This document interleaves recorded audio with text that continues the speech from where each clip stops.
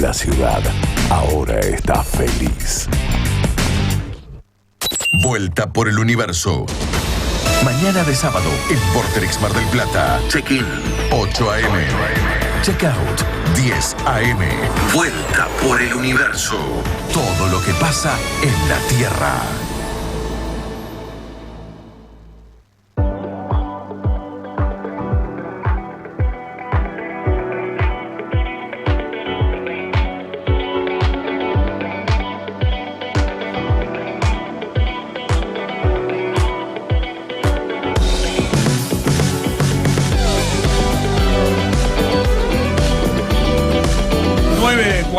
Y ya entramos en la parte final del Vuelta por el Universo de hoy. ¿Hay un mensaje? ¿Lo vas a leer ahora? Sí, hay un mensaje que nos envía Vicky, que nos dijo: qué lujo el programa de hoy, chicos, como siempre. Gracias, Vicky. Gracias, que Vicky. Nos escucha desde el barrio Santa Isabel, aquí en Mar del Plata. Besito grande para vos, Vicky. Gracias. Bueno, Eran Nagán está con nosotros del otro lado de la línea, del otro lado de la pantalla, a las 9:42. Eran Nagán es embajador adjunto de la Unión Europea y para nosotros es un lujo, un privilegio tenerlo en el programa de hoy. ¿Cómo le va, Eran? Buenos días, Marcelo Rojas lo saluda. ¿Cómo está? Buenos días, Marcela. Un placer estar aquí desde Buenos Aires. Bueno, gracias por la invitación. Agradecidísimos por tenerlo en el día de hoy. Y le quería hacer una consulta porque estaba leyendo en el portal de Ámbito que la vicepresidenta de Uruguay recibió una delegación de eurodiputados para discutir el acuerdo Mercosur-Unión Europea. ¿En qué instancia está ese acuerdo? ¿Está aprobado? ¿Está casi aprobado? Digo, póngame un poco en contexto, digo, porque no sé si está aprobado, se está por aprobar. Perfecto, sí.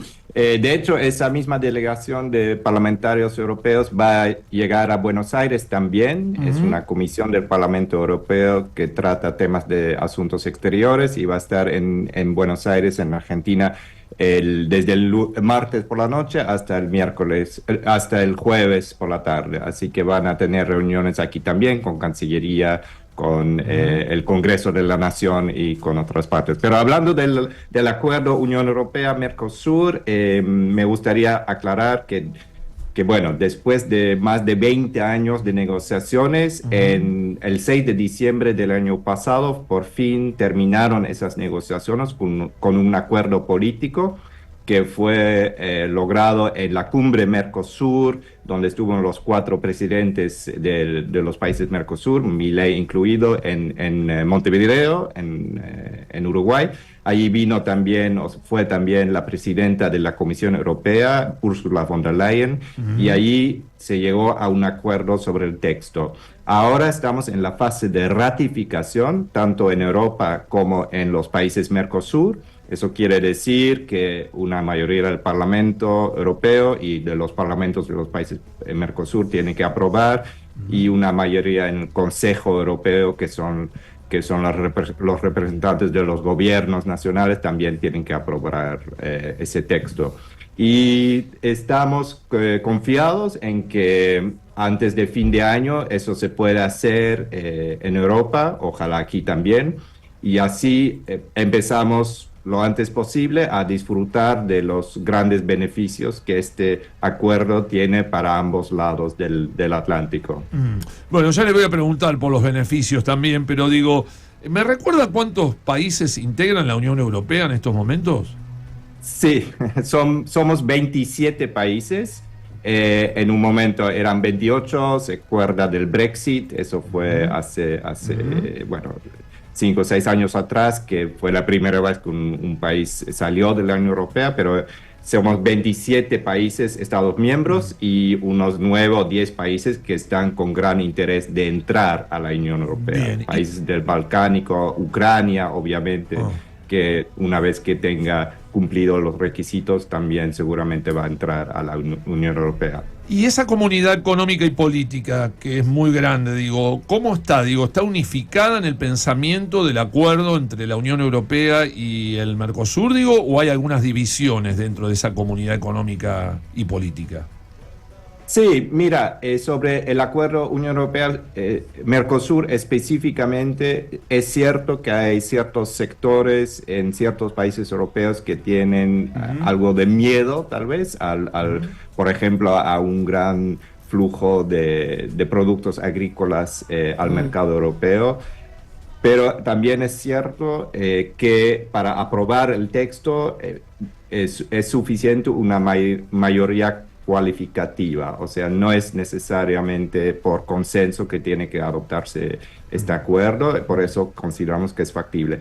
Y además creo que es importante entender que las economías de Mercosur y de Europa realmente son economías complementarias, entonces lo que se produce aquí no es necesariamente de donde vive la economía europea y al revés tampoco, ¿no? Son economías bastante complementarias y también los beneficios para el sector privado no son solamente beneficios de facilitar los negocios, de bajar aranceles, sino también realmente por ejemplo, para el lado argentino, de atraer inversiones, de bajar los precios para los consumidores, porque una vez ratificado el acuerdo va a haber mucho más acceso a productos europeos en el mercado argentino. Entonces son beneficios que van mucho más allá de tal vez los intereses de un sector específico. Pero para esos sectores que se ven afectados, si son, por ejemplo, granjeros en Francia o más bien en otros lugares, siempre se puede ver qué tipo de medidas se puede hacer para mitigar esos efectos, si es que hubiera efectos negativos. Y desde su punto de vista, ¿qué tipo de beneficios tendría América Latina o Latinoamérica, en este acuerdo con la Unión Europea? ¿Qué beneficios tendría para nuestro continente, por ejemplo, este acuerdo? Y bueno, es un mercado de 500 millones de personas en Europa al que el acceso de productos latinoamericanos va a ser mucho más fácil con este acuerdo que sin el acuerdo. Va a bajar los aranceles, eso quiere decir que los precios de las exportaciones argentinas, brasileñas, paraguayas, uruguayas va a ser más barato en Europa. Y como les dije, también es un beneficio para el consumidor aquí de tener una mayor oferta en los supermercados argentinos, digamos, si ahora quisiera comprar una mozzarella di búfala en Argentina es bastante complicado, yo no he logrado encontrarlo, y en el futuro tal vez todos los argentinos pueden disfrutar de ese riquísimo queso italiano sin tener que viajar hasta Italia, ¿no? Entonces hay beneficios muy concretos en ese sentido. Y también creo este acuerdo es una muestra de confianza en el Mercosur y en Argentina también específicamente, y seguro que va a atraer más inversiones europeas en Argentina. Ya somos el mayor inversor extranjero en este país y siempre hay espacio para más. Entonces, con el acuerdo, yo estoy seguro que esto también va a facilitar la inversión extranjera y europea, específicamente en Argentina. Y tal vez, finalmente, el acuerdo, creo que es importante verlo también como un logro, como un instrumento geopolítico, porque estamos viviendo tiempos complicados en el mundo. Tenemos un presidente en Washington que ve el comercio como un zero-sum game, ¿no? Como un juego de ganadores y perdedores. Este acuerdo más bien es una apuesta por lo contrario, por los beneficios mutuos del comercio libre, por el desarrollo sostenible, por poder ofrecer inversiones que van acompañados de garantías. Entonces, en ese sentido, lo que estamos mostrando al mundo como Mercosur y Unión Europea es que sí hay bloques de países democráticos, de países que respetan los derechos humanos, de países que tienen el Estado de Derecho bien firme, que apuestan por los beneficios de este comercio libre. A propósito, justamente usted decía, tenemos un mundo muy complicado por la guerra comercial, ¿no? Entre Estados Unidos y China, y por supuesto que eso es un efecto cascada, ¿no? Es decir, todos están salpicados por esa guerra. Digo, y encima tenemos una guerra militar. Hace 3 años que estamos con esta guerra de Rusia-Ucrania, donde también está generando un montón de inconvenientes. Yo le quería preguntar, digo, ¿Europa tiene con qué para ponerle límites a Putin? Digo, ¿o Putin quiere subordinar a Europa y humillar a Ucrania? ¿Hasta dónde llegará Putin con sus ambiciones, con su poder? Digo, ¿cómo se para Europa frente a este conflicto?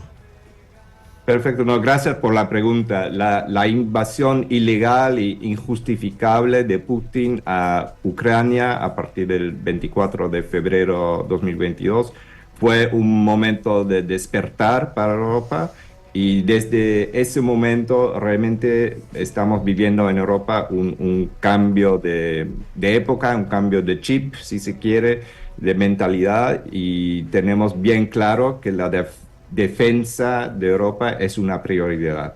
Tal vez Putin en su momento, cuando empezó esa invasión a escala grande, pensó que iba a derrotar Ucrania dentro de unas semanas y tomar el país, y que no iba a haber ninguna respuesta europea porque Europa iba a estar dividida, débil, frágil. Más bien lo contrario pasó. Primero, que los ucranianos han tenido una respuesta heroica de militar, y el ejército ucraniano ha podido retener a los invasores rusos.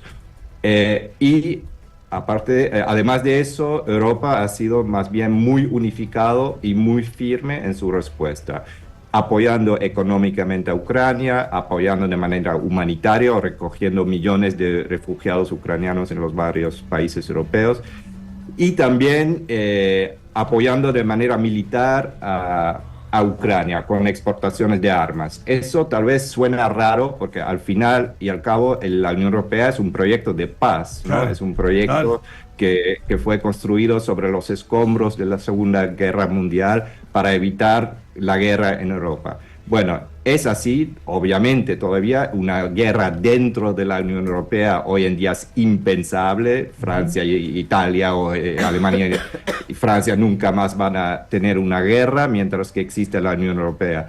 Pero lo que sí tenemos que entender cuando hablamos de la invasión rusa a Ucrania, que esa guerra no solo es un ataque a la integralidad territorial de Ucrania, no solo es un ataque a la soberanía ucraniana, sino que es un ataque al orden internacional basado en reglas.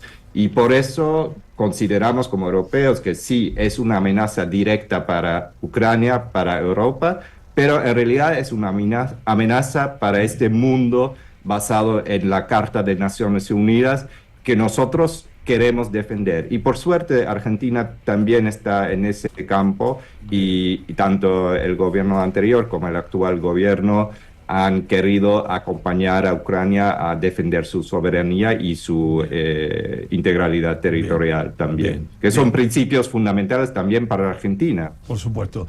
Eran Nagán, muchísimas gracias por esta nota, por estos minutos, agradecidísimos, y será hasta un próximo encuentro.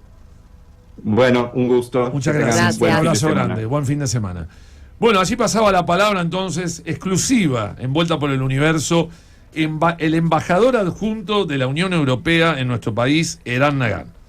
Nos vamos a ir con música. Hoy hablamos bastante de Rusia y de Ucrania, ¿no? Y este conflicto que tiene en vilo al mundo. Parte del conflicto también es la narrativa musical. Y hace muy poquitos días se presentó una canción, un tema nuevo que reúne a músicos ucranianos y músicos rusos.